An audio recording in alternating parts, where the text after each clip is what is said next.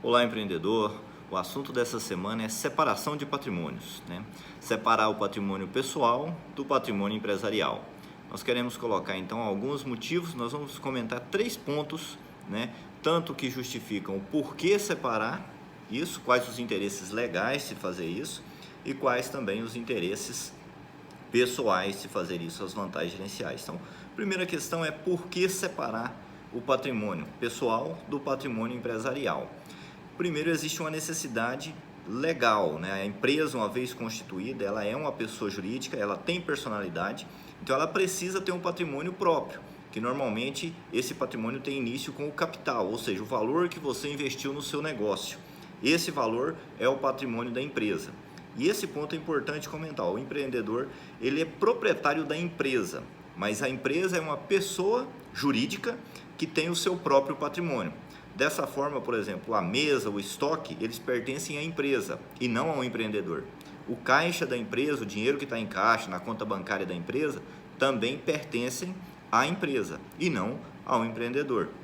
Isso é um ponto que precisa sempre ser reforçado para a gente evitar a chamada confusão patrimonial, né? A confusão patrimonial ela pode trazer diversos prejuízos, aí, tanto em questões gerenciais, né?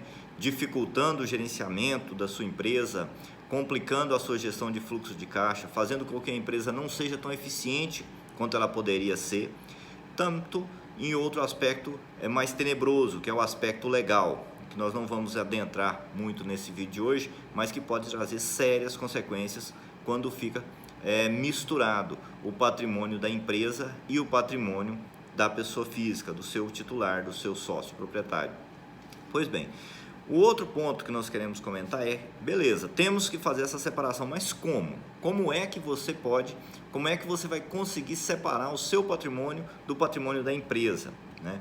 Isso, obviamente, que nós estamos falando da realidade das micro, pequenas empresas do país. Nós sabemos que as grandes organizações já não têm esse tipo de problema. Então, o primeiro ponto que eu quero comentar para você separar esse patrimônio é, primeiro, você tem que entender as vantagens, o que você tem a ganhar e o que você tem a perder com isso, certo? O que você tem a ganhar com isso é ter uma vida mais organizada, conhecer de fato quanto a sua empresa ela tem de receita, quais são os seus custos, quais as despesas, qual o lucro que você tem. Porque se você não separa patrimônio, você não consegue visualizar isso. Obviamente que além de separar patrimônio é necessário ter controle, ter uma boa contabilidade para fazer essa separação, esse acompanhamento, certo? Mas esse é o primeiro passo, ter esse controle, saber quanto você tem, quanto você fatura, quais os custos que você tem, qual é o custo dos seus produtos. Isso é importante para você gerenciar a sua empresa, certo? Então conheça a sua receita, os seus custos, as suas despesas e, claro, o seu lucro. Se está dando lucro ou se não está também. Tão importante quanto saber quanto você tem de lucro é saber se a empresa não está tendo lucro, que é uma situação muito preocupante e que quanto antes identificada, mais rápido medidas podem ser tomadas, certo? Então, perfeito. Por que é importante saber isso? Porque uma vez que seja conhecido o lucro, você sabe quanto o empreendedor pode retirar dessa empresa sob a forma de lucro, certo? Não é possível tirar lucro da empresa se você não sabe quanto ela tem de lucro.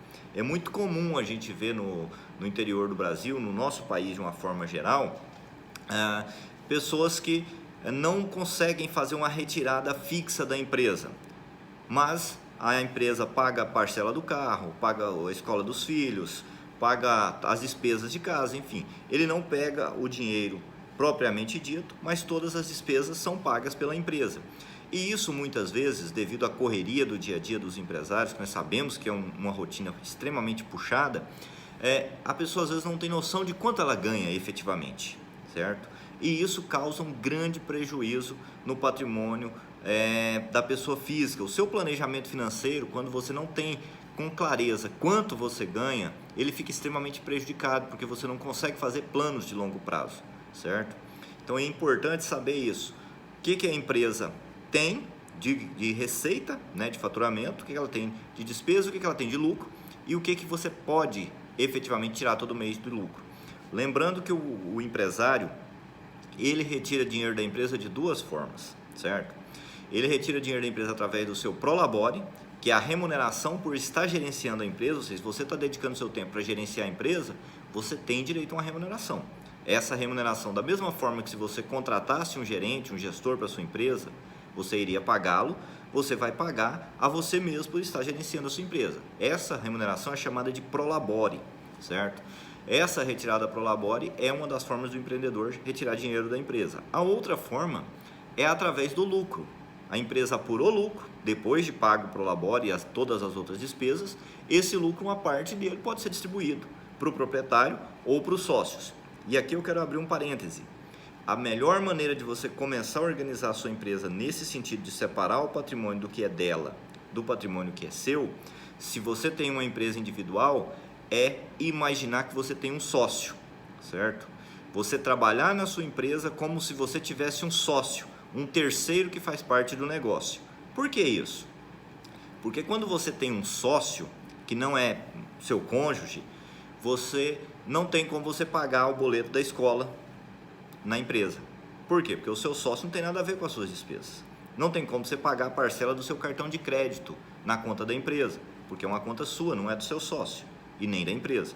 Então, quando você age na empresa, entendendo essa forma de raciocínio, essa ilustração, nada mais do que uma ilustração, de que você tem um sócio e que esse sócio precisa saber o que é a despesa da empresa e o que é sua, pessoal. Se você conseguir colocar essa ilustração dentro da sua empresa, você já vai ter dado um grande passo para organizar a sua separação de patrimônio entre a empresa e a pessoa física, certo? E esse ponto é fundamental, separar. Uma vez separado isso, você vai chegar num novo nível de conhecimento financeiro pessoal, que afinal de contas, todos nós também queremos progredir, queremos que as nossas empresas elas cresçam, elas evoluam, mas também queremos progredir nas nossas vidas pessoais e profissionais.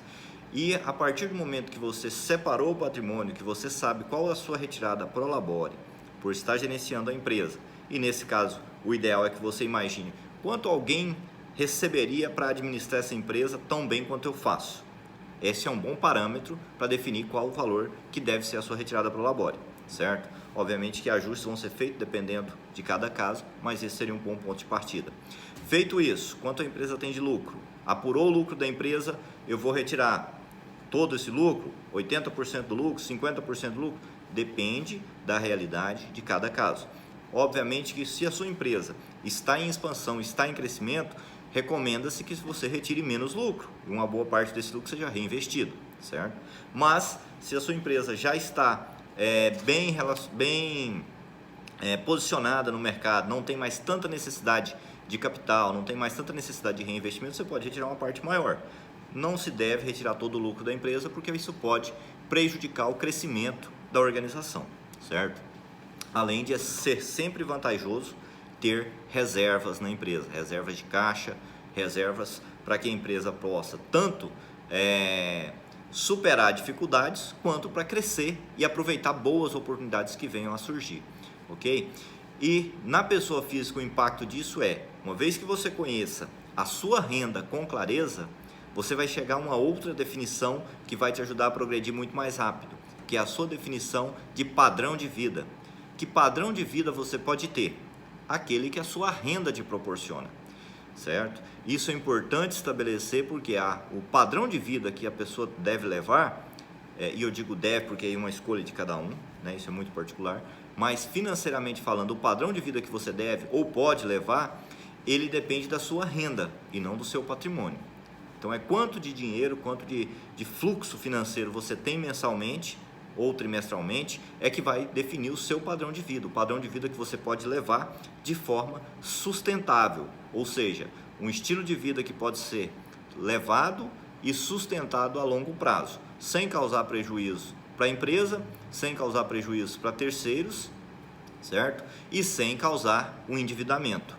Então esse ponto é importante. Então quando você organiza as finanças da sua empresa, você conhece melhor os seus resultados, sabe melhor as formas que você retira dinheiro da empresa, quanto você retira de dinheiro da empresa, define melhor o seu padrão de vida, evita entrar em dificuldades financeiras e consegue gerir muito melhor a sua vida pessoal e profissional, ok? Esse era o nosso recado da semana. Até a próxima.